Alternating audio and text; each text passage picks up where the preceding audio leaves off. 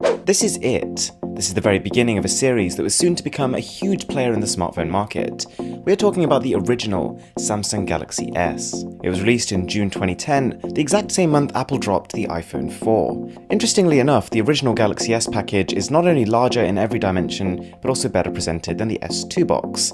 Anyway, let's crack it open and see what we got inside. Now, what we've got here was sold to me as a new sealed phone, but judging by the outer condition of the packaging, I'm having some suspicions. And I don't think this is exactly how the original Galaxy S was presented, but you'll get the idea. Just beneath the phone we've got this little box, which of course you expect to contain an instruction manual, which it does. What I wasn't expecting though was a full 80-page colour manual, a throwback to when people used to read. Inside there's a micro USB cable, a 1500 mAh battery, as well as earphones, pretty decent looking earphones by the way, with the Samsung branding, and a charging brick. Of course not a fast charger here. This all looks pretty old school, and you can tell that design wasn't the priority here. All in all though, a pretty filled out package, lots of stuff inside, and of course we've got the phone, which we've not yet taken a look at. And when you do pick the phone up for the first time, take it out that sleeve, a few things immediately come to mind, which we'll get onto in a couple of moments. But first of all, it comes without its battery, so we need to install that, and now let's dive straight in.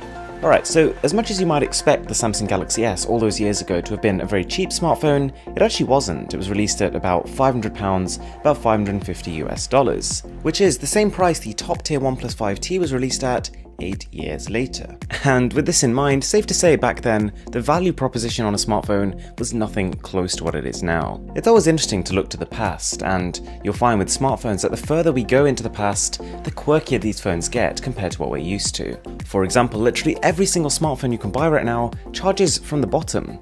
That's not the case with the Galaxy S. The micro USB charging cable plugs into the top of the phone, into a connection port that is actually hidden by a plastic cover, which is also an equally unusual move because this phone is far from water resistant. The Samsung Galaxy S was pretty much around in the beginning of Android, which means it was released with Android 2.1 Eclair, then updated to 2.2 Froyo, and is now topped out at Android 2.3 Gingerbread.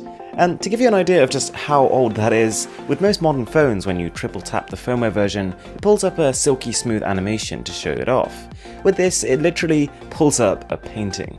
Now of course you notice this age in other aspects of the operating system.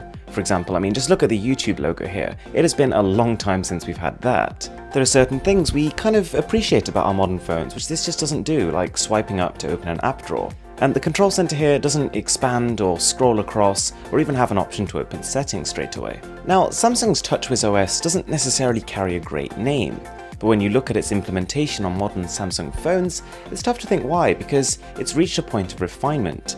It's only when you move back to a phone like the original Galaxy S that you realize how it crafted this image of itself. It lacks a consistent identity. Every part of the OS looks completely different. Every icon has a different shape, a different size, a different color, and of all the sacrifices we've had to endure moving back to an 8-year-old phone, the UI is probably the hardest one to swallow. Now, clearly the Samsung Galaxy S is not a powerful phone. We've got a single-core Hummingbird chip with a 1 GHz clock speed. We've got 512 MB of RAM, measly specifications in today's day and age. But at the same time, Android was a totally different ecosystem altogether back then, one that was more suited to accommodate this lack of power.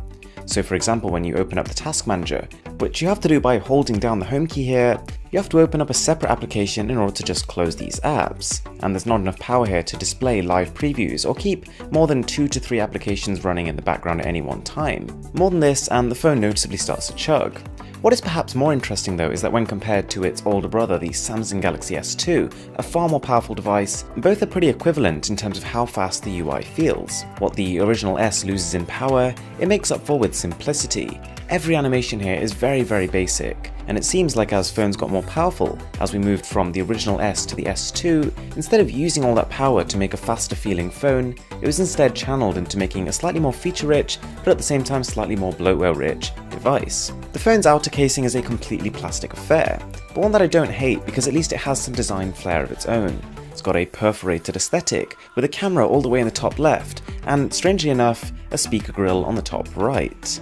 It shares a lot of design aesthetic with the Galaxy S2, with the latter phone being a slightly more refined, slightly slimmer and also textured smartphone. Nowadays, Samsung phones are often associated with the Super AMOLED displays they offer, and the Galaxy S was the company's first foray into this arena. Soon to be replaced by Super AMOLED Plus on the S2, this was still a revolutionary display at the time, one of the best in terms of color reproduction, but not when it came to resolution.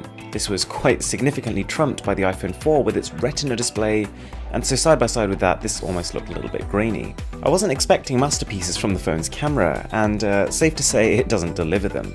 It shoots 5 megapixel photos and 720p video, but the operation of the camera app is still nonetheless smooth. Alright, so that is the Samsung Galaxy S. Really the start of an era.